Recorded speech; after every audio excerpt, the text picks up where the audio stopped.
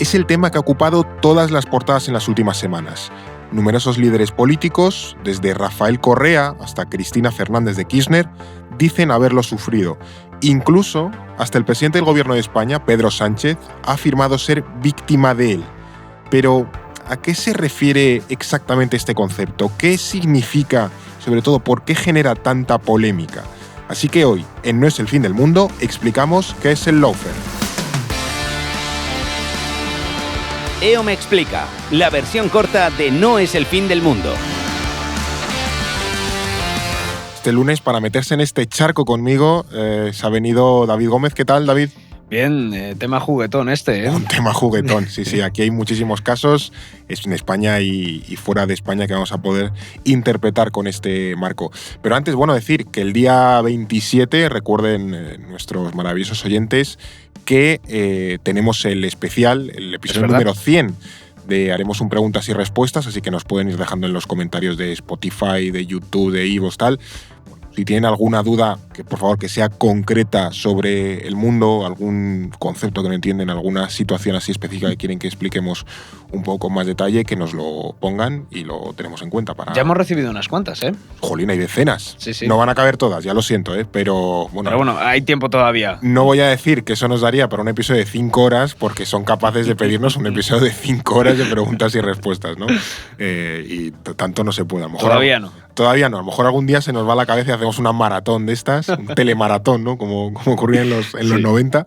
Pero bueno, que nos dejen ahí sus preguntas, ya digo, que sean concretas, porque si no nos va a dar tiempo a abordarlas. Claro. Explicar la geopolítica del Imperio Romano.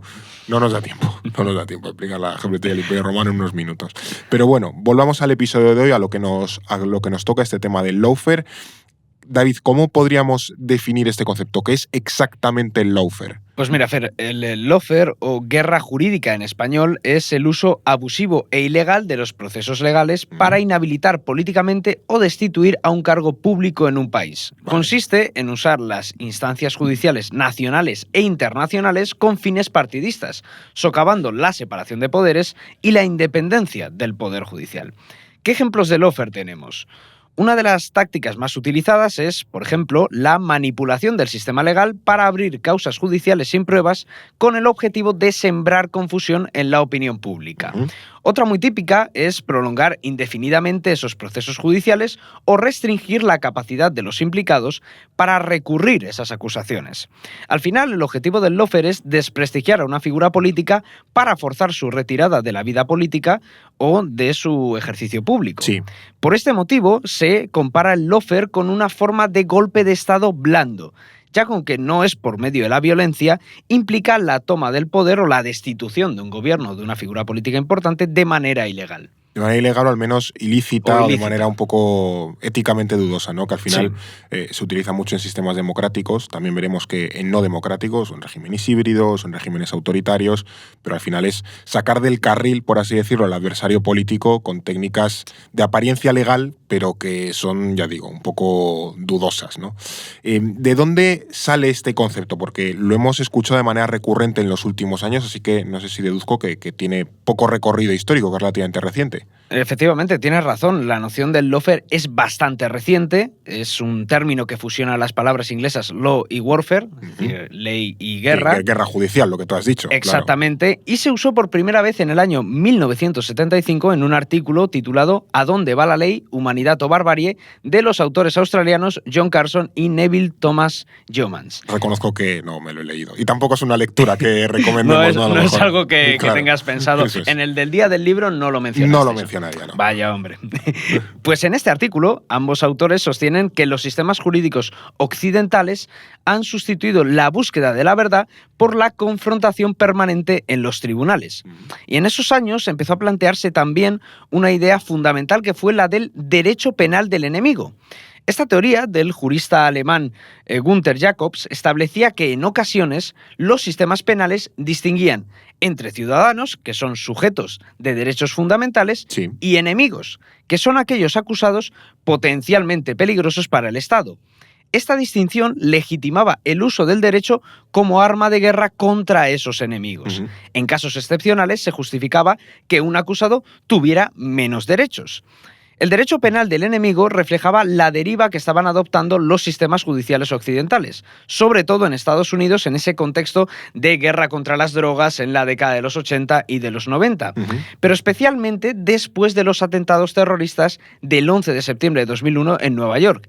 Desde ese momento, la seguridad nacional primaba sobre las garantías del proceso penal. O sea, esto tiene implicaciones potentes. Creo que además este contexto no se ha oído mucho en los debates sobre el lawfare, que es pasar un poco de la búsqueda de la justicia o de la verdad a la venganza, a la revancha, que ya son terrenos un poco pantanosos y que no se correlacionan o no son propios de sistemas democráticos, ¿no? Al final, claro, es un enfoque peligroso, bastante peligroso, porque ¿cuándo se puede saber, cuándo pasa el enemigo de la nación? No es un terrorista extranjero, sino puede llegar a ser relativamente rápido un opositor político, un movimiento de protesta, un ciudadano común. O sea, que es que ese enemigo puede ser tú cualquier día. Claro, ahí está la clave. Este derecho penal del enemigo, esta doctrina, sentó las bases del lawfare, que se extendió como un instrumento de combate político a nivel interno a partir de 2001. Antes se podía pensar como un arma de guerra contra amenazas para la seguridad nacional, pero a partir de entonces también se convierte en un instrumento para perseguir y reprimir a la oposición. Claro, que de nuevo, la amenaza cualquier día puede pasar de ser el terrorista a ser tú. Claro. Y por motivos a lo mejor que tú no controlas o que son quizás injustos, ¿no? ¿Y dónde se desarrolla esto? Pues mira, Fer, el uso del lawfare ha sido particularmente intenso en América Latina. Sí. Es algo que se ha desarrollado especialmente en la región latinoamericana, porque durante las 2 últimas décadas se han producido numerosas batallas judiciales en esta región. Por mencionar algunos casos, tú comentabas al principio en la introducción el nombre de Rafael Correa en Ecuador, que fue condenado por presunta corrupción. Sin embargo, Bélgica y la Interpol negaron la extradición del expresidente ecuatoriano por la escasa transparencia del proceso y sus motivaciones políticas. Además, la justicia ecuatoriana en ese momento también estaba implicada en posibles vínculos con el narcotráfico. En definitiva, había una escasa transparencia y había también bastante recelos hacia la justicia ecuatoriana. Recordemos también que en aquel momento gobernaba en Ecuador Lenín Moreno, quien había sido el delfín político de Correa, pero con el que no terminó demasiado bien. Así que se distanció del correísmo, por así decirlo, una vez entró en el gobierno, claro, y renegó de su... Y ese contexto también incentivaba esas motivaciones políticas que podía tener el proceso. Otro ejemplo sonado fue el de la expresidenta argentina, Cristina Fernández de Kirchner, que en 2017 vio la apertura de múltiples causas judiciales en su contra, la mayoría de ellas por corrupción. Y en 2022 fue condenada a 6 años de prisión e inhabilitada para presentarse a las elecciones presidenciales del año siguiente.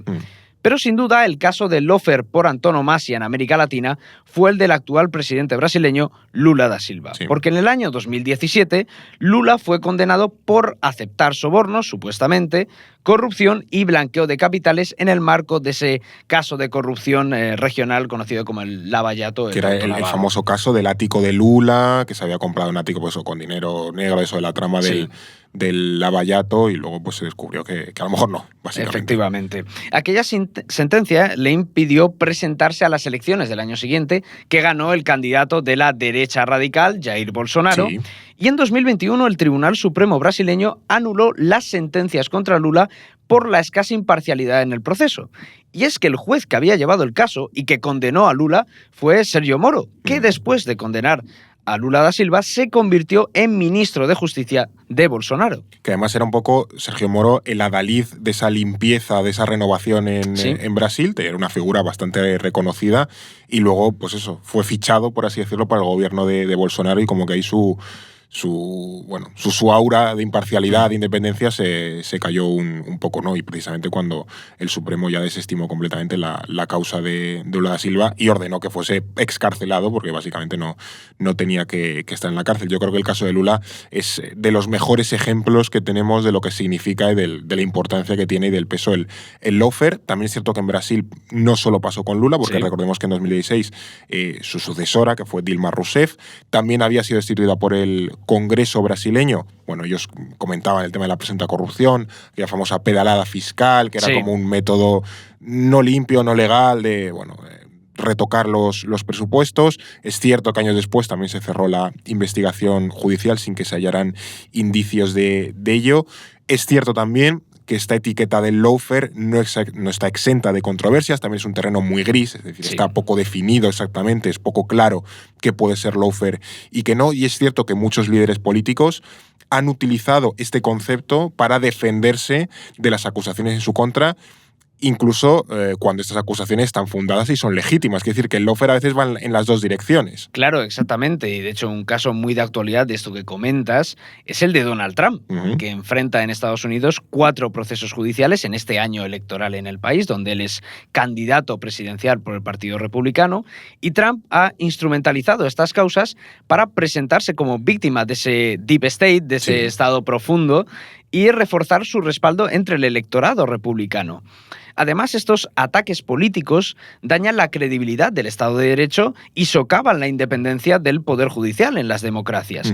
Del mismo modo, también preparan el terreno para que estos líderes políticos impulsen reformas judiciales favorables, como por ejemplo hizo Hugo Chávez en Venezuela. Sí. Es decir, preparas un poco el terreno para atacar al Poder Judicial, desprestigiarlo y poder ponerlo a tu colocar, favor, básicamente, colocar gente favorable.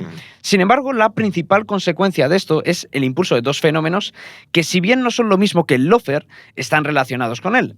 Uno es la judicialización de la política, que es un término Aquí bastante se ha escuchado utilizado. bastante, Sí. Esto hace referencia a la tendencia a delegar la decisión de las principales cuestiones políticas en los tribunales. Y un ejemplo muy paradigmático es, de nuevo, Estados Unidos. Lo vimos recientemente con esa anulación de la sentencia Roe versus Wade, que garantizaba el derecho constitucional al aborto en todo el país. El otro fenómeno es la politización de la justicia, también un término muy recurrente, porque si los jueces ganan importancia a la hora de dirimir las principales controversias políticas, la selección de los jueces se convierte en una batalla partidista de primer orden. Claro. Sí, aquí es cierto, tú has mencionado a Roe versus Wade, pero tampoco, por no eludir debates que tenemos en España, el tema de recurrir constantemente al Constitucional para ver si te lo tumba o te lo aprueba, ¿no? Un poco como para legitimar tu postura política. Y al final saturas el tribunal porque básicamente, ¿que hoy hay lentejas de comer? Pues al Constitucional. ¿Que hoy hay, yo qué sé, que hay que mirar el VAR y no me ha gustado que era fuera de juego? Pues al Constitucional, ¿no? Utilizarlo todo, pues es una de las quejas que acaba saturando al tribunal. Ni que mencionar también el tema de la elección de los jueces, las mayorías para renovar el Consejo General del Poder Judicial, son temas bastante recurrentes y de agenda aquí en España. Sí, y luego también, pues eso, jueces que se convierten en ministros. Hablábamos de Sergio Moro, pero aquí hemos tenido también el caso de Marlaska, el ministro del Interior, que bueno, era juez de la Audiencia Nacional y ahora es ministro del Interior también. Sí, incluso tenías a una fiscal general, o sea, Dolores Delgado, que había sido ministra de Justicia. Bueno, ha habido ciertas polémicas en los últimos años con eso. Sí, que hay como muchos puntos concatenados y que se conectan y que al final, bueno, pues también generan dudas sobre la independencia del Poder Judicial, de cómo de independiente es una cosa de otra. Bueno, en fin, son retos que, como hemos visto, tienen actualmente nuestras democracias. Entiendo también, por ejemplo, que el lawfare no es algo exclusivo de América Latina, aunque, entre comillas, se inventase allí o fuese la región donde más se ha utilizado. Antes mencionabas a Donald Trump, el caso de Estados Unidos, pero es cierto que los casos del lawfare, el uso del lawfare, se ha extendido básicamente por todo el mundo. Desde luego, el lawfare es un concepto extendido a nivel internacional y para que veas que es realmente un fenómeno global, te voy a dar algunos ejemplos, hay muchísimos, pero por intentar mencionar algunos. Un caso que a todos se nos viene a la cabeza es Rusia y en particular Alexei Navalny, porque durante años Navalny había acusado de corrupción al gobierno de Vladimir Putin y después de sobrevivir a un intento de envenenamiento en 2020, Navalny fue detenido al regresar a Rusia en 2021. Las autoridades rusas lo arrestaron tras saltarse su sentencia condicional por una supuesta malversación de fondos. Alegaron que Navalny no se había presentado al servicio penitenciario mientras se recuperaba en Alemania del coma que le había provocado el intento de envenenamiento. Estabas en coma y te acusan de no haberte presentado a firmar al juzgado y tú comatoso. Bueno, recordemos que Navalny falleció hace relativamente poco. Objetivamente falleció y quizás le fallecieron. Sí, digamos que más le fallecieron que otra cosa. Otros líderes autocráticos también han recurrido a esa persecución judicial contra la oposición. Por ejemplo, en Turquía, el actual alcalde de Estambul, Ekrem İmamoğlu, uno de los principales opositores al presidente Erdogan, fue condenado a 2 años y 7 meses de cárcel e inhabilitado por insultar a la comisión electoral. Luego esa sentencia se recurrió y İmamoğlu, de hecho, ha ganado las elecciones locales de nuevo en Estambul. Sí. Y en India, el líder opositor, Rahul Gandhi, del Congreso Nacional Indio, fue condenado por insultar al primer ministro, a Narendra Modi. Para que veamos que esta persecución a la oposición no se da solo en países como Rusia, sino también en democracias híbridas. Imperfectas, sí. De hecho, lo de Rahul Gandhi es uno de los factores o argumentos que se ha planteado para decir que India está un poco en una especie de deriva autoritaria que le aleja de lo que antes era, o se le ha llamado siempre la mayor democracia del mundo, porque era la democracia más poblada del mundo. Efectivamente, siguen votando, de hecho, todavía los indios en las elecciones. Tienen que estar 2 meses votando para tenerlo claro. Sí, sí. Sin embargo, el debate sobre el lawfare también ha penetrado en las democracias de Europa Occidental. Una de las polémicas más destacadas la hemos tenido hace unos meses en Portugal, concretamente en el mes de noviembre, porque el entonces primer ministro, el socialista António Costa, dimitió por su presunta implicación en una investigación por corrupción.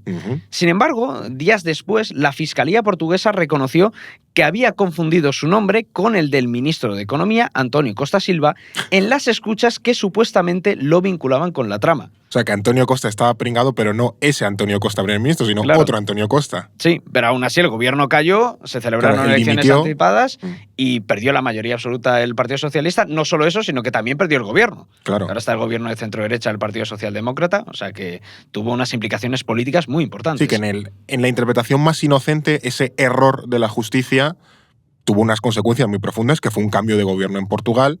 Pensando mal, ese intento deliberado por sacar a Costa del poder provocó también un cambio de gobierno en Portugal, ¿no? Para entender un poco las consecuencias que esto puede tener, ¿no? Muy grande, sí. Claro. Sí. Y por no eludir ese charco que está aquí un poco sobrevolando, también porque ha sido uno de los debates en las últimas semanas o meses, ¿qué ocurre con España? O sea, muchos partidos de izquierdas han dicho, el PSOE, Unidas Podemos, etcétera, que aquí hay lawfare. ¿Podemos decir que en España tenemos lawfare? Vaya fregado me metes, Fer. Yo te dejo aquí esta papeleta y tú ya sales de ahí como puedas. Lo cierto es que es uno de los grandes debates de los últimos años, eso seguro, porque la idea del lawfare se introdujo en España a raíz de las investigaciones judiciales iniciadas contra Podemos en 2015 y 2016. La formación liderada entonces por Pablo Iglesias denunció una persecución judicial por los casos abiertos contra ellos por supuesta financiación irregular y que finalmente terminaron archivados. Y todo el tema de los pagos de monedero y demás, ¿no? Sí, el caso de Irán. Sí, efectivamente. Sí. Otras figuras de izquierda, como Victoria Rosell, Ada Colau o Mónica Oltra, también vinculadas a ese espacio político, han vivido procesos similares. De hecho, en el caso de Rosell, el juez Salvador Alba terminó condenado por prevaricar contra ella. O sea, por pasarse básicamente de exactamente. De hecho, Victoria Rosell tuvo que renunciar porque se querellaron contra ella por ese proceso, tuvo que renunciar a las listas electorales en 2016, después se demostró que no había nada y este juez acabó condenado. O sea que sí que es un ejemplo bastante evidente de lo que sería un caso de lawfare. Sí. Sin embargo, este concepto ganó presencia en el debate público a raíz de los juicios contra los líderes independentistas en Cataluña. Figuras como el expresidente de la Generalitat, Carles Puigdemont, denunciaron una persecución judicial del Estado español. Incluso ese concepto de lawfare fue introducido en ese acuerdo de investidura negociado entre el Partido Socialista y su partido Junts en 2023, esa declaración famosa que se hizo allí. Fue de nuevo la enésima polémica de, ha aparecido aquí el concepto lawfare en este acuerdo. Aquí es un poco bastante más controvertido el tema del lawfare, si aplica a los líderes independentistas catalanes. Sí, pero era lo que tú mencionabas antes, que a veces hay razones fundadas para decir que hay un lawfare, hay esa guerra judicial, y en otros casos se utiliza un poco como en los juegos del patio el cruci, ¿no? Es que me están haciendo lawfare. Es como, bueno, es que a lo mejor la acusación que te hacen sí que está más fundamentada, o sea que va tanto en una dirección ofensiva como una defensiva, ¿no? Totalmente. Y ahora el concepto de lawfare ha vuelto a coger fuerza después de que el presidente del gobierno, Pedro Sánchez, denunciara haber sido víctima de él en el año 2014, cuando era líder de la oposición. Sánchez dijo que fue objeto de espionaje espionaje por parte de la Policía Patriótica, que era ese grupo de agentes de la Policía Nacional que actuaron de forma ilícita contra adversarios políticos durante el gobierno del Partido Popular que encabezaba Mariano Rajoy. Sí, y ahora, como ha salido también cuando se tomó estos días de reflexión, Sí. Pedro Sánchez y tal, volvió a sacar todo el tema de la politización de la justicia y demás, Sí, del uso, lawfare en definitiva, ¿no? Pero bueno, creo que lo interesante es ver que hay casos donde sí estamos más cerca del lawfare y otros donde no, y es simplemente una excusa un poco para... Sí, más una herramienta de propaganda. Sí, o de echar balones fuera. Exactamente. Claro. Y también todo el tema que hay de victimización y demás.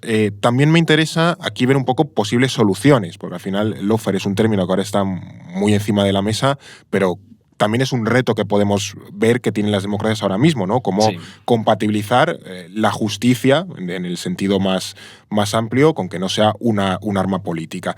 ¿Qué se puede hacer frente al lawfare? Entiendo que, claro, si veamos desde los 70 hablando de este término, también a alguien se le habrán ido ocurriendo soluciones. ¿Hay alguna manera de evitarlo, minimizarlo?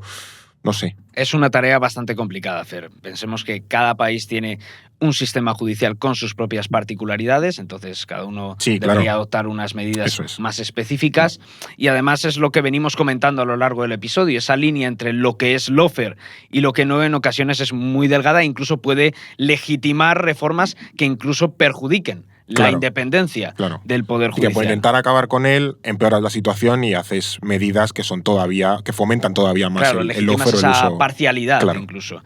Sin embargo, en el caso español, ya que nos hemos metido a fondo en España... Ya, perdidos al río. Sí, vamos para adelante. Sí que es verdad que se han mencionado algunas medidas concretas que podrían funcionar, como la eliminación del juez de instrucción, que ahora es el que decide si inicia un proceso judicial y qué hechos desea investigar. Luego se puede archivar si considera que no encuentra indicios, pero sí que es verdad que puede generar un daño reputacional al abrir un proceso judicial que de primeras pues no tiene indicios y no lleva absolutamente nada.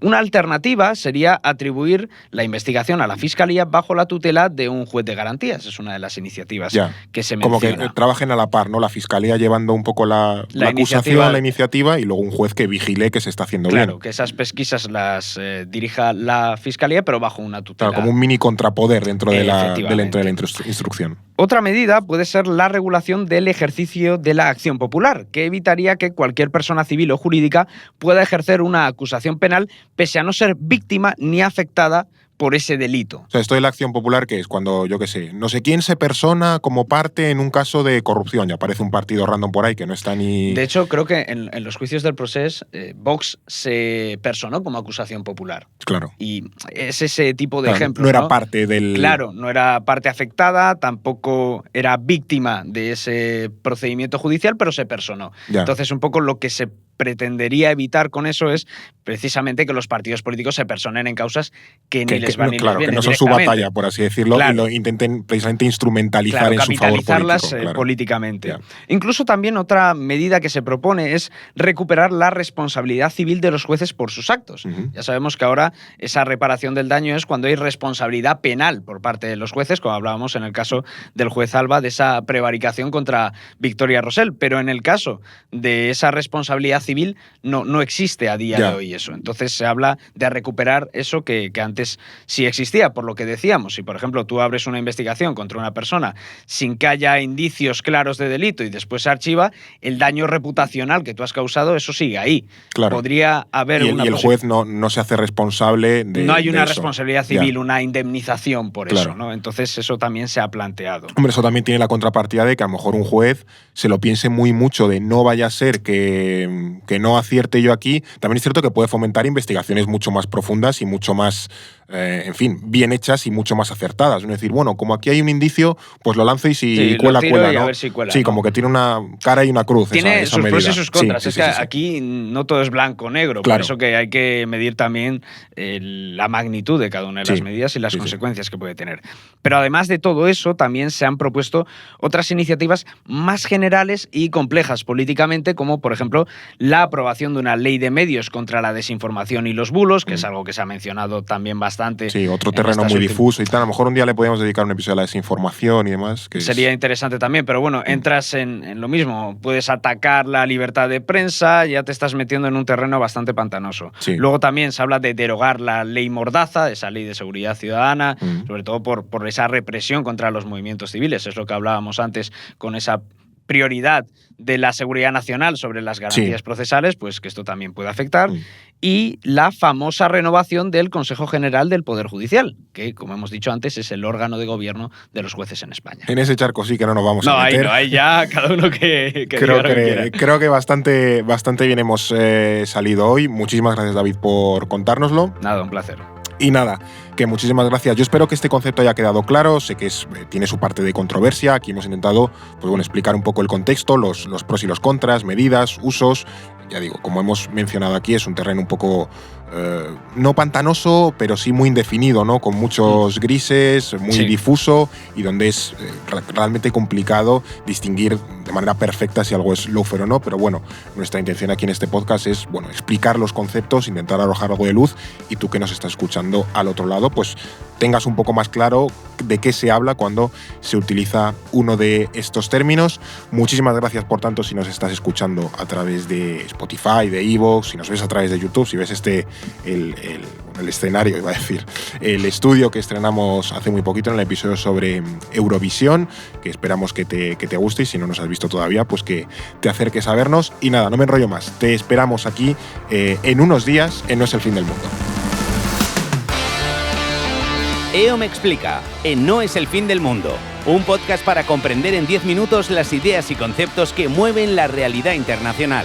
Producido por The Voice Village, dirección Eduardo Saldaña, conducido por Fernando Arancón y guión de David Gómez y Alba Leiva, producción ejecutiva Ricardo Villa, diseño de sonido y sintonía original Pablo de Diego.